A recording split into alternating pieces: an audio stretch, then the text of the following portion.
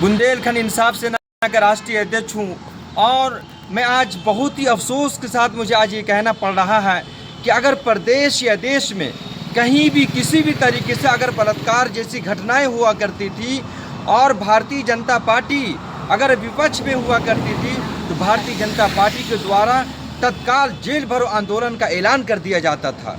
लेकिन आज इस देश और प्रदेश में आए दिन बलात्कार जैसी घटनाएं और भी इस तरह की बहुत सारी ऐसी घटनाएं हो रही हैं, लेकिन आज पूरे तौर पे विपक्ष के सारे के नेता बिल्कुल खामोश हैं।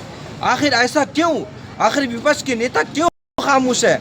आखिर जो लोग मजलूम हैं, जो परेशान हाल है, जो पीड़ित लोग हैं, आखिर इनकी आवाज़ को क्यों नहीं बुलंद कर रहे हैं? आजकल मैं देख रहा हूँ विपक्ष के नेता केवल और केवल एक दूसरे की फ़ोटो डालने का कार्य कर रहे हैं और एक दूसरे को जन्म की बधाइयाँ दे रहे हैं, शादी की बधाइयाँ दे रहे हैं। केवल इसके अलावा इनको समाज से कोई मतलब नहीं है, देश हित से कोई मतलब नहीं है, समाज हित से कोई मतलब नहीं है, बहन बेटी की सुरक्षा के लिए कहीं कोई मतलब नहीं है, युवाओं की बेरोजगारी को लेकर के कोई मतलब नहीं है। आज महंगाई चरम सीमा पे है, लेकिन महंगाई को लेकर के भी विपक्ष के नेताओं को किसी भी तरीके से कोई मतलब नहीं है। इसलिए विपक्ष के नेताओं को ये चाहिए कि एक चुल्लू पानी में डूब कर मर जाए।